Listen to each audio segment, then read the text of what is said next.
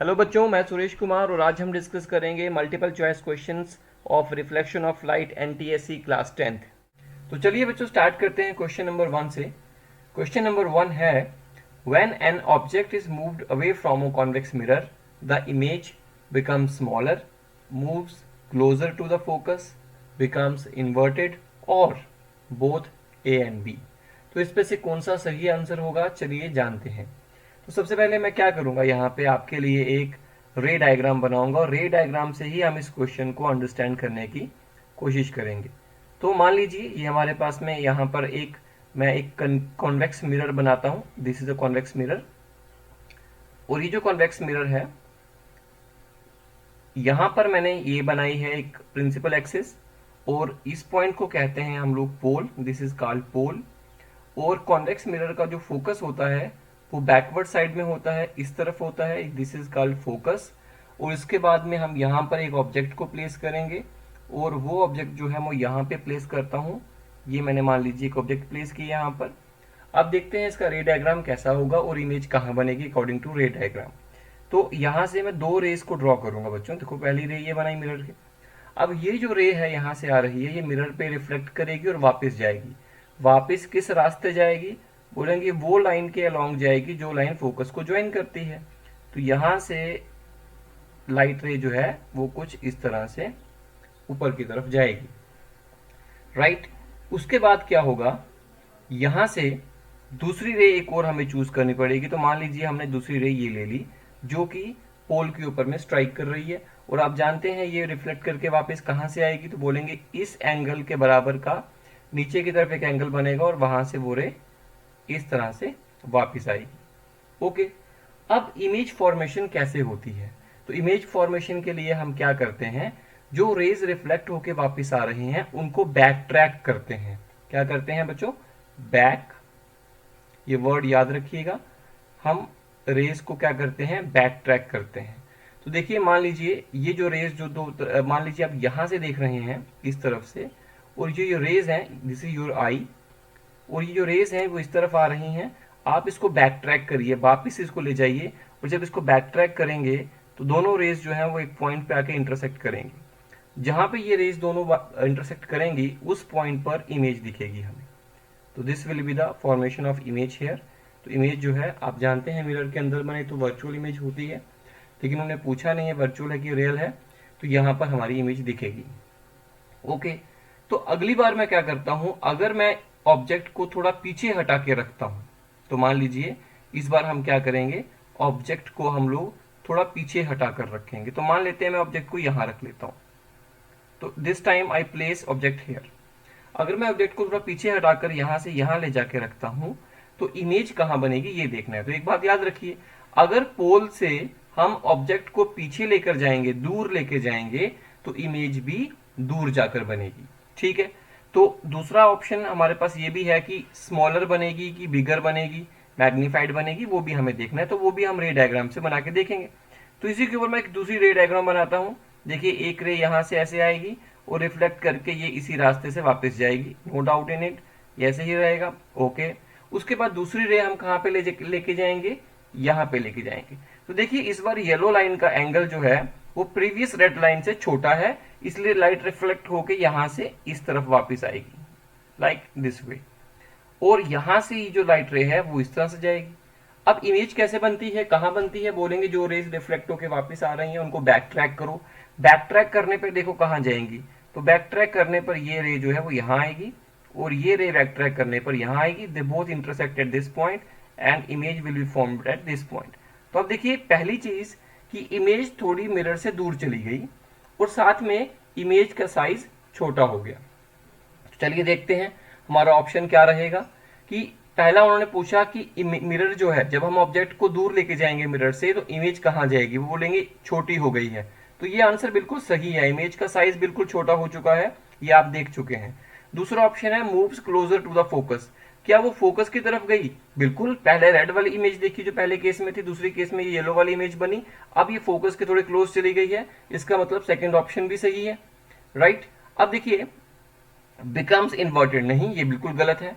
तो अब हमारा ऑप्शन क्या होगा, यहाँ पे दोनों ऑप्शन ठीक है। अगर आप फोर्थ ऑप्शन देखेंगे उसमें लिखा है कि ए और बी दोनों सही हैं, तो हमारा जो करेक्ट आंसर होगा, जो हम टिक लगाएंगे, वो इस पर लगाएंगे। तो चलिए बच्चों क्वेश्चन नंबर 2 पे चलते हैं। क्वेश्चन नंबर 2 है हमारा, light travels in straight line because. अब हमें बताना है कि लाइट सीधी क्यों चलती है, इसका कारण बताना है। तो पहला कारण देखिए क्या बता रहे हैं ये, its velocity is very high. तो ऐसा बिल्कुल भी नहीं है। आप जानते हैं कि ग्लास में लाइट का स्पीड जो है वो अलग होता है और वैक्यूम में ग्लास का स्पीड अलग होता है। वैक्यूम में स्पीड है 3 इंटू 10 पावर 8 मीटर पर सेकेंड और ग्लास में स्पीड होता है 2 इंटू 10 पावर 8 मीटर पर सेकेंड। तो देखिए ग्लास में भी अगर लाइट चल रही है तो स्ट्रेट चलती है, और वैक्यूम में भी स्ट्रेट चलती है। तो मतलब स्पीड कम या ज्यादा होने से ऐसा कोई इसमें फर्क नहीं पड़ता कि लाइट स्ट्रेट नहीं चलेगी। इसलिए पहला आंसर बिल्कुल गलत है। तीसरा ऑप्शन देखते हैं, it is not absorbed bye atmosphere. तो बच्चों ऐसा भी नहीं है। इसको जस्टिफाई कर सकते हैं कि जहां एटमॉस्फेयर नहीं है वहां पे भी लाइट स्ट्रेट चलती है, और जहां एटमॉस्फेयर है, जैसे कि अर्थ के नियर बाई जो एरिया है वहां पे एटमॉस्फेयर है, तो वहां पे भी लाइट स्ट्रेट लाइन में ही चलती है। तो इसका भी कोई लिंक नहीं बनेगा। अब इसके बाद सुनिए, light consist of all wavelengths. तो बच्चों ऐसा भी नहीं होता है कि लाइट सभी वेवलेंथ से कंसिस्ट होती है, और वेवलेंथ का भी इनसे कोई लिंक नहीं है। जैसे कि आपको पता होगा इलेक्ट्रोमैग्नेटिक स्पेक्ट्रम क्या होता है। इलेक्ट्रोमैग्नेटिक स्पेक्ट्रम, जिसमें आप जानते हैं गामा रेज आती हैं, gamma rays, X rays, right, इसके बाद यूवी रेज, उसके बाद आती है हमारी विजिबल लाइट जिसकी हम बात कर रहे हैं। तो हम विजिबल लाइट की बात कर रहे हैं। तो विजिबल लाइट में सिर्फ 7 वेवलेंथ आती हैं, जो 7 कलर होते हैं हम उनकी बात करेंगे। तो बच्चों इससे ये यूवी रेज जो है, एक्स रेज जो है, जो गामा रेज हैं, इनकी हाई वेवलेंथ होती है। और इसके नीचे जो हमारे पास माइक्रोवेव्स आती हैं, माइक्रोवेव्स उनकी वेवलेंथ अलग होती है, और जो रेडियो वेव्स आती हैं उनकी वेवलेंथ अलग होती है। तो सभी वेवलेंथ से कंसिस्ट नहीं होती, इसमें सिर्फ हमारी नॉर्मल 7 कलर्स होते हैं, तो उनकी 7 वेवलेंथ्स होती हैं। तो वेवलेंथ ज्यादा या कम होने से भी ऐसा कुछ नहीं होता। अगर आप सिर्फ रेड लाइट ले लें तो रेड लाइट जो है वो सिर्फ एक ही वेवलेंथ से बनी हुई है ना। मोनोक्रोमेटिक लाइट कहेंगे उसको। मोनोक्रोमेटिक का मतलब होता है सिंगल वेवलेंथ वाली लाइट। मोनो मतलब सिंगल, क्रोमेटिक मतलब कलर, राइट। तो colour is characterised by wavelength. तो देखिए ये जो रेड लाइट है वो 1 वेवलेंथ से बनी है, तो वो भी तो स्ट्रेट ही चलती है। तो चाहे 1 वेवलेंथ से बनी हो लाइट, चाहे 10 वेवलेंथ से बनी हो, चाहे 7 से बनी हो, लाइट का स्ट्रेट और बेंड करने से कोई लिंक नहीं होता। तो लास्ट ऑप्शन हमारे पास बचता है, बेंडिंग इफेक्ट इज नेग्लिजिबल। तो this is the right answer, bending effect is negligible. Basically light जो है वो बेंड करती है। इस प्रोसेस को हम कहते हैं, इस फिनोमिना को हम कहते हैं डाइफ्रैक्शन। तो ये आप हायर क्लासेस में जाके पढ़ेंगे, आप इसको इंटरनेट पे रिसर्च भी कर सकते हैं कि डाइफ्रैक्शन क्या होता है। That is a bending of light about the corners of an obstacle. So इसका राइट आंसर हमारा क्या रहेगा, ये वाला। तो बच्चों देखिए, इन केस अगर आपको ये चीज नहीं पता है, कॉन्सेप्ट नहीं है क्लियर, तो आप एलिमिनेशन मेथड भी अडॉप्ट कर सकते हैं कि जैसे मैंने किया। तो मैंने पहला ऑप्शन देखा, नहीं हो सकता था, थर्ड ऑप्शन देखा, नहीं हो सकता है, फोर्थ भी नहीं हो सकता है, इसलिए हमारा आंसर कौन सा सही होगा, सेकंड ऑप्शन सही होगा। चलिए बच्चों इसके बाद अगला क्वेश्चन देखते हैं। A man stands in front of a mirror and finds his image is larger than himself. The mirror is a convex mirror, concave mirror, plane mirror और नन ऑफ दिस। तो यहां पे हमें क्या देखना है, देखिए मैं एक बात आपको यहां पे पहले ही क्लियर कर लेता हूं कि अगर आपके पास में कोई कॉन्वेक्स मिरर है, ये कॉन्वेक्स मिरर है, और एक आदमी यहां पे खड़ा है, तो याद रखिए उसके अंदर जो उसकी इमेज बनेगी, कॉन्वेक्स मिरर के अंदर में उसकी इमेज थोड़ी सी उसको अपने से छोटी इमेज दिखेगी अपनी, ठीक है, स्मॉल इमेज। अगर कोई कॉनकेव मिरर है, if there is a concave mirror, और आप फोकस से थोड़ा पास में अंदर आके खड़े हैं, यहां खड़े हैं, तो आपकी इमेज जो है वो आपसे ज्यादा बड़ी होके दिखेगी। इसीलिए बच्चों कॉनकेव मिरर्स का यूज जो है वो डॉक्टर्स करते हैं। टीथ्स, जो डेंटल डॉक्टर्स होते हैं वो चेक करते हैं दांतों को देखने के लिए, उनको बड़ा करके देखने के लिए। तो याद रखिएगा, कॉन्वेक्स मिरर में इमेज छोटी दिखती है अपनी, कॉनकेव मिरर में इमेज बड़ी दिखती है अपनी, और अगर कोई प्लेन मिरर है तो उसमें इमेज उसी साइज की दिखती है जिस साइज के ऑब्जेक्ट है, तो सेम साइज का। तो याद रखिएगा ये रूल। तो कॉन्वेक्स मिरर में इमेज कैसी बनेगी, कॉन्वेक्स मिरर में इमेज बनेगी छोटी। ये चीज मैं आपको जस्टिफाई कर सकता हूं क्वेश्चन नंबर 1 में। तो देखिए क्वेश्चन नंबर 1 जो हमने आज किया था, उसमें क्या किया था हमने, उसमें हमने देखिए यहाँ पे एक ऑब्जेक्ट रखा था, बिल्कुल सही, और ये जो ऑब्जेक्ट मैंने रखा हुआ है रेड वाला, इस ऑब्जेक्ट की इमेज उससे थोड़ी छोटी बनी है। तो यहीं से जस्टिफाई हो रहा है कि कॉन्वेक्स मिरर के अंदर जो इमेज बनती है वो इमेज जो है वो छोटी इमेज बनती है ऑब्जेक्ट से। तो इसका आंसर क्या रहेगा? उसने कहा कि अ man stands in front of a mirror and finds his image larger. तो लार्जर है तो इसका मीनिंग क्या हुआ? इसका मीनिंग हुआ कि ये कौन सा मिरर है? This is a concave mirror. तो कॉनकेव मिरर में जो इमेज बनती है वो ऑब्जेक्ट के साइज से बड़ी बनती है जब उसकी इमेज वर्चुअल होती है। तो चलिए इसके बाद अगला सवाल देखते हैं बच्चों। अगला सवाल है टोटल इंटरनल रिफ्लेक्शन, जिसको हम शॉर्ट में TIR भी कहते हैं, TIR। तो टोटल इंटरनल रिफ्लेक्शन जो है वो कब होती है? तो हमें 4 ऑप्शन दिए हैं। तो एक बात याद रखिएगा, TIR की कंडीशंस क्या है, मैं आपको पहले कंडीशंस बता देता हूं। What are the conditions for total internal reflection? इसको हम शॉर्ट में क्या कहते हैं? TIR। तो सबसे पहली कंडीशन इसकी होती है number 1, light should go from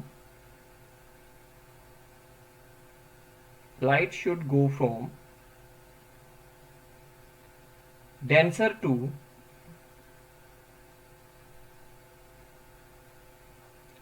to rarer medium। Light rarer medium, denser medium से रेयर में जानी चाहिए। पहला कंडीशन ये आता है। दूसरा कंडीशन आता है angle of incidence I should be greater than critical angle. I hope आपको ये पता होगा कि क्रिटिकल एंगल क्या होता है, IC। तो ये दो कंडीशंस अगर सेटिस्फाई हो जाएं तो TIR पॉसिबल होती है। तो अब हम ये देखते हैं हमारे पास जो ऑप्शंस दिए हैं कि किस केस में TIR पॉसिबल है। तो सबसे पहले वो कहते हैं कि वैक्यूम, यहाँ पे मीडियम दिए हैं, तो फर्स्ट कंडीशन हमारी अप्लाई होगी कि लाइट डेंसर से रेयर में जानी चाहिए। अब मुझे बताइए कि वैक्यूम से एयर में जा रही है तो ज्यादा डेंसर कौन है? एयर डेंसर होता है, वैक्यूम थोड़ा रेयर है। हम क्या कहेंगे यहाँ पे कि लाइट वैक्यूम से एयर में जा रही है, मतलब लाइट रेयर मीडियम से डेंसर में जा रही है। तो दिस इज रॉन्ग आंसर, इस केस में TIR नहीं हो सकती। दूसरा ऑप्शन देखते हैं, ग्लास टू वाटर। तो बच्चों ग्लास रेयर होता है वाटर से, या ऐसे कह सकते हैं, सॉरी, ग्लास जो है वो डेंसर होता है वाटर से। मुझे कैसे पता लग रहा है ये बात? आप खुद बताइए। What is the reflective index of glass? That is 1.5। And what is the reflective index of water? That is 1.33। What is the reflective index of air? you know it's 1 approximately। and what is the refractive index of your vacuum? that is equal to, ये 1.00 something होगा, air का, vacuum का होता है 1। अब मुझे आप बताइए ग्लिसरीन का भी होता है कोई 1.25 के करीब। ग्लिसरीन का जो होगा वो 1.25 के करीब करीब होता है, लेकिन 1 से ज्यादा ही होता है। तो अब हम मुझे अब यहाँ पे आइडिया दे सकते हैं कि कौन सा वाला सही आंसर होगा। तो जिसका रिफ्लेक्टिव इंडेक्स ज्यादा वो ज्यादा डेंसर होता है ऑप्टिकली, और जिसका रिफ्लेक्टिव इंडेक्स कम वो ऑप्टिकली कम डेंस होता है। तो देखिए कौन सा ऑप्शन सही रहेगा। I think this is the right answer, B part. Why? Glass denser है पानी से, तो डेंसर से रेयर में जब लाइट जाएगी तभी TIR पॉसिबल होगा। एयर से ग्लिसरीन में जा रही है, रेयर से डेंसर में है। एयर से ग्लास में है, रेयर से डेंसर में है। पहले ऑप्शन में रेयर में डेंसर है, तो सिर्फ दूसरा ऑप्शन सही है। तो second option is the right answer. हमारा अगला सवाल है the image of a distant object is obtained on a screen by using a concave mirror. The focal length of the mirror can be determined by measuring the distance between. देखिए यहाँ पे क्या कहा गया है कि इसमें ये बताया गया है कि हमारे पास में एक कॉनकेव मिरर है। इन्होंने बताया हमें कि there is a concave mirror, तो ये यहाँ से पॉलिश्ड होगा तभी ये कनकेव बनेगा। इस कनकेव मिरर के जो सामने ये प्रिंसिपल एक्सिस मैंने बना दिया, तो यहाँ पे एक दूर एक ऑब्जेक्ट रखा हुआ है, कहीं कोई डिस्टेंट ऑब्जेक्ट है। डिस्टेंट ऑब्जेक्ट जैसे ही लिखा इन्होंने, तो वहां पे हम ये समझ सकते हैं कि ऑब्जेक्ट इज एट इन्फिनिटी। तो हमारे पास u कितना आ गया, ऑब्जेक्ट का डिस्टेंस कितना आ गया, इन्फिनिटी। डिस्टेंट ऑब्जेक्ट मतलब दूर है। अब हमें ये बताना है कि इमेज जो स्क्रीन पे बनेगी, है ना, इमेज जो स्क्रीन पे बनती है, मैंने बताया वो रियल इमेज होती है। तो मान लीजिए इमेज जो है वो यहाँ बनती है, यहाँ मैंने स्क्रीन रखी, यहाँ पे इमेज बनी। तो इमेज का जो डिस्टेंस हो जाएगा पोल से, all distances are measured from pole, वो हो जाएगा v। ठीक, तो यहाँ कहीं इस मान लीजिए यहाँ कहीं इसका फोकस है, कहीं पे भी आप फोकस ले लीजिए, मतलब यहीं पे ले लीजिए फोकस, तो ये हमारे पास में इसका फोकस आ गया, क्योंकि फोकस पे ही इमेज बनेगी अगर ऑब्जेक्ट इन्फिनिटी पे है। तो अब वो बता रहे हैं हमारे पास, देखिए v जो है वो हमें पता करना है। अगर हमें v पता कर लेंगे तो हमें उसकी फोकल लेंथ जो है वो पता लग जाएगी, क्योंकि हमारे पास जो मिरर फॉर्मूला होता है वो होता है 1/v plus 1/u equal to 1/f। As we know कि उन्होंने कहा कि डिस्टेंट ऑब्जेक्ट, तो हमें u पहले से ही पता लग गया कि वो इन्फिनिटी है। अब अगर हमें फोकल लेंथ पता करनी है तो हमें सिर्फ और सिर्फ क्या पता करना पड़ेगा, बोलेंगे इमेज का जो डिस्टेंस होगा पोल से, वो इमेज कहाँ बनती है, स्क्रीन पर इमेज बनती है। तो स्क्रीन का डिस्टेंस हमें मिरर से, मतलब मिरर के पोल से बताना है, वो पता करना पड़ेगा। तो इस पे से कौन सा आंसर आएगा, mirror and screen is the right answer. Next question हमारे पास है, the drivers mirror in automobiles is. कहते हैं कि जो ड्राइवर का मिरर होता है, जो ड्राइवर के फ्रंट में, आगे या फिर उसके साइड में जो पीछे देखने के लिए मिरर लगा होता है बाइक्स में, कार्स में या बसेस में, तो वो कौन सा मिरर होता है। तो आप सब ने ऑब्जर्व करा होगा, मतलब वो जो मिरर है ना उसको देख के ही पता लग जाता है, वो ना बाहर को थोड़ा बल्ज आउट हुआ होता है, उसका सेंटर जो है वो थोड़ा किनारों से बाहर को होता है। तो ऐसे मिरर को हम कहते हैं कॉन्वेक्स मिरर। तो जनरली ऑटोमोबाइल्स में, व्हीकल्स में जो रेयर व्यू मिरर होते हैं, rear view, REAR, rear view mirror जो होंगे वो हमेशा कॉन्वेक्स लगाए जाते हैं। याद रखिएगा, कॉन्वेक्स लगाए जाते हैं। तो इसका आंसर रहेगा कॉन्वेक्स मिरर। इसका एक कारण आप ये भी बता सकते हैं कि कॉन्वेक्स मिरर्स का फील्ड ऑफ व्यू ज्यादा होता है, field of view is greater या लार्जर। फील्ड ऑफ व्यू ज्यादा होता, तो एक ड्राइवर हमेशा यही चाहता है कि उसको उसके पीछे जितनी भी रोड है, जो भी कुछ है, वो सब दिखना चाहिए उस छोटे से मिरर में। तो हमें एक ऐसा मिरर लगाना पड़ेगा जिसका फील्ड ऑफ व्यू ज्यादा हो, मतलब कि वो ज्यादा चीजें एट ए टाइम दिखा पाए। तो चलिए बच्चों अगले सवाल पे चलते हैं। N object is placed at a distance of 30 centimetre from a concave mirror and focal length is 15 centimetre and the image will be. क्या होगा इन चारों में से ऑप्शन। तो चलिए इस क्वेश्चन को करते हैं। इनको करने से पहले आपको ये कुछ चीजें पता होनी चाहिए, वो मैं आपको पहले ही बता देता हूँ। सबसे पहली चीज है कि आपको एक मिरर फॉर्मूला याद होना चाहिए, 1/v plus 1/u equal to 1/f, right. और एक मिरर फॉर्मूला, मिरर के लिए आपको मैग्निफिकेशन का फॉर्मूला भी याद होना चाहिए, height of image upon height of object, या फिर इसको लिख सकते हैं -v/u। v और u आप जानते होंगे, distance of image from the object and distance of mirror and distance of the image object from the mirror, and this is the focal length. तो चलिए सबसे पहले समझते हैं बात को, है क्या कहानी। तो देखिए सबसे पहले ये एक मिरर है आपके पास में, मिरर जो है वो कॉनकेव मिरर है, और ये मान लीजिए फोकस है, इसका फोकस जो है वो 15 सेंटीमीटर दूर है, यहाँ पे इसका गिवन में है, और फोकस से ही 15 सेंटीमीटर और ले लीजिए, और वहां पे आप ऑब्जेक्ट प्लेस किया। तो बच्चों यहाँ पे ऑब्जेक्ट प्लेस किया ना, बेसिकली वो पॉइंट जो है वो सेंटर ऑफ कर्वेचर होता है। वाई, बिकॉज फोकस से डबल डिस्टेंस पे जो पॉइंट होता है वो सेंटर ऑफ कर्वेचर होगा, वो 30 सेंटीमीटर का होगा। तो ये लॉजिकली हमें समझ में आ गया। अब एक बात याद रखिए, आपने ये पढ़ा ही होगा कि जब ऑब्जेक्ट को सेंटर ऑफ कर्वेचर पे रखा जाता है तो उसकी इमेज जो है वो उसी के साइज के बराबर की और उसी के नीचे बनती है, और बनती भी कैसी है, रियल। तो इस बार इमेज कैसी है, इमेज रियल है। और दूसरी बात, इसमें जो ऑब्जेक्ट है उसके बिल्कुल नीचे बन रही है, तो डिस्टेंस भी उतना ही होगा और सेम साइज की बनेगी। तो चलिए देखते हैं, ये पहला ही ऑप्शन हो गया हमारा, सेम साइज की और रियल इमेज बनी। अगर बच्चों ये तो सी पे हमें आइडिया मिल गया था तो हमने ये कैलकुलेट कर लिया।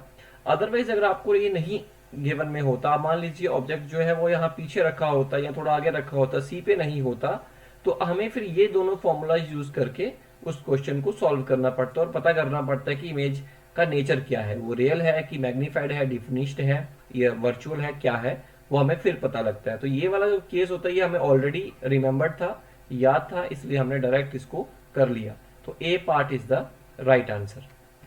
तो नेक्स्ट क्वेश्चन हमारा है, an 2 centimetre height object is placed at a distance of 20 centimetre from a concave mirror. एक 2 सेंटीमीटर का ऑब्जेक्ट जो है वो 20 सेंटीमीटर दूर रखा गया है मिरर से। इसका मतलब u हमारे पास कितना है, u है -20 सेंटीमीटर। माइनस क्यों लगाया, ये हमें साइन कन्वेंशंस में जाके समझना पड़ता है। साइन कन्वेंशंस क्या होती है आप जानते हैं। कोई भी मिरर के केस में अगर आप इसको करते हैं तो मिरर के केस के लिए आप याद रखिएगा एक बात को, कि जब भी आप किसी डिस्टेंस को मेजर करेंगे तो वो हमेशा पोल से करेंगे।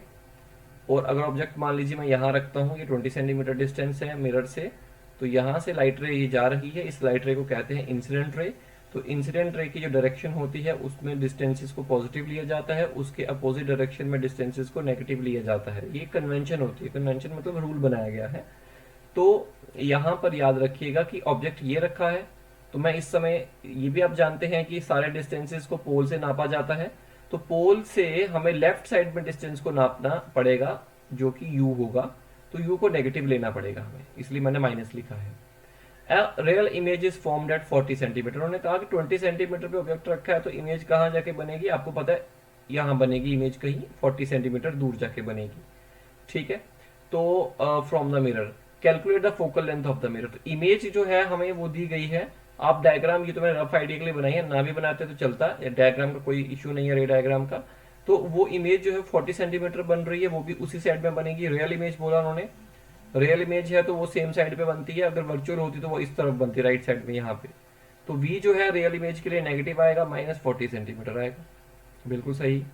अब हम फोकल लेंथ निकालनी है, and you know the formula 1/v + 1/u = 1/f। तो यही मिरर फॉर्मूला हम लगाएंगे यहाँ पे, तो आएगा 1/v। v क्या है, -40 है, प्लस 1/u वो कितना है, -20 है, that is equal to 1/f। तो हमें f निकालना है। देखिए इसको क्रॉस मल्टीप्लाई कर लीजिए, ये आएगा आपका -20 -40 डिवाइडेड बाई 4 to the 8, तो यहाँ पे आएगा 800, माइनस माइनस प्लस हो जाएंगे, that is equal to 1/f। तो यहाँ से क्या करेंगे हम लोग, this implies 1/f equal to -60/800। तो ये एक जीरो हमारा यहाँ से कट जाएगा, और यहाँ से हमारे पास आएगा फोकल लेंथ जो हमारे पास आएगी। यहाँ से हम फोकल लेंथ को किस तरह से कैलकुलेट करेंगे, हमें इन दोनों को पहले, सबसे पहले रेसिप्रोकल करना पड़ेगा। रेसिप्रोकल करने के बाद में हम ऐसे इसको लिखेंगे, ये माइनस का ही है तो माइनस का ही आना चाहिए। कनकेव मिरर की फोकल लेंथ नेगेटिव होती है तो आना चाहिए 80/6। तो यू डिवाइड 80/6, तो 80 को जब आप डिवाइड करोगे 6 के साथ में तो आपके पास आएगा 13.33। तो you will get -13.33 centimetre. This is the focal length. तो अपने ऑप्शन चेक करो, बिल्कुल है। हाँ, लेकिन यहाँ पे माइनस नहीं लिखा है, तो उन्होंने मैग्नीट्यूड की बात करी होगी, किसी ने भी माइनस नहीं लिखा हुआ, इसलिए हम इस पे थर्ड ऑप्शन पे करेक्ट टिक लगा देंगे। तो this is the right answer. तो इस तरह से हम इसको कैलकुलेट कर सकते हैं, इट इज सिंपल कैलकुलेशन। चलिए अगले सवाल पे चलते हैं। Find the refractive index of a material if angle of incidence of ray of light is 45 degree and the angle of refraction of in the material is 30 degree. तो यहाँ पे हमें गिवन में क्या दिया गया है, हुआ क्या है यहाँ पे, ये भी बता देता हूँ आपको। यहाँ पर एक इंटरफेस है, मान लीजिए 2 मीडियम है यहाँ पे, एक मीडियम से दूसरे मीडियम में लाइट जा रही है और यहाँ पे लाइट की बेंडिंग होती है, this is called diffraction of light. तो लाइट ऐसे करके जा रही होगी और यहाँ से बेंड करके मान लीजिए ऐसे बेंड हो गई। इन्होंने कहा है कि एंगल ऑफ इंसिडेंस जो है वो 45 डिग्री है और एंगल ऑफ रिफ्रैक्शन जो है वो 30 डिग्री है। तो मुझे इसलिए यहाँ पर थोड़ा सा इसको चेक करना पड़ेगा कि मुझे एंगल ऑफ रिफ्रैक्शन जो है वो थोड़ा सा बड़ा बनाना पड़ेगा, सॉरी छोटा बनाना पड़ेगा। This is 45 degree angle of incidence, और यहां से लाइट रे कुछ ऐसे जाएगी ऐसे करके, तो तभी ये एंगल जो होगा वो 30 डिग्री बनेगा। तो यहाँ पे याद रखिएगा angle of incidence i equal to 45 degree, और एंगल ऑफ रिफ्रैक्शन जो है वो कितना बना हमारा 30 डिग्री, दैट इज गिवन। उन्होंने कहा है कि उस मटेरियल का रिफ्रैक्टिव इंडेक्स निकालो। किस मटेरियल का निकालो, देखो ये है मीडियम 2, ये है मीडियम 1। तो light is going from medium 1 to medium 2। तो लाइट को बेंड कौन कर रहा है, तो मीडियम 2 लाइट को बेंड कर रही है। क्योंकि मीडियम 2 में जा रही है। तो हमें रिफ्रैक्टिव इंडेक्स किसका निकालना है, refractive index of medium 2 with respect to medium 1। तो ऐसे लिखा जाता है, याद रखिएगा। मटेरियल कौन सा देखना है हमें, मीडियम 2 का निकालना है जिसमें लाइट एंटर कर रही है। तो अभी कैसे निकालेंगे इसका फॉर्मूला, स्नेल्स लॉ, फॉर्मूला लगाएंगे हम साइन आई, जो मीडियम 2 में मीडियम 1 में जो एंगल है sine i upon sine r, इसी तरह से लगाया जाता है। तो साइन आई कितना है, that is 45 degree, sine 45 degree, और नीचे लिखेंगे साइन 30 डिग्री। अब साइन 45 डिग्री कितना होता है, दैट इज 1/√2, और साइन 30 डिग्री कितना होता है, √3/2, that is your sorry sine 30 degree is 1/2, that is 1/2। तो this is refractive index equal to, ये आएगा आपके पास 1/√2 मल्टीप्लाई 2, दैट इज 2/√2। आप इसको रैशनलाइज कर दीजिए। जब इसको रैशनलाइज करेंगे, √2 को मल्टीप्लाई करेंगे तो नीचे आएगा 2, ऊपर आएगा 2√2 और नीचे आएगा 2, ये 2 गेट कैंसल, और यहाँ से आपका आंसर बनेगा √2। और √2 जो होगा उसका वैल्यू होता है 1.414, ये आपको याद होनी चाहिए वैल्यू।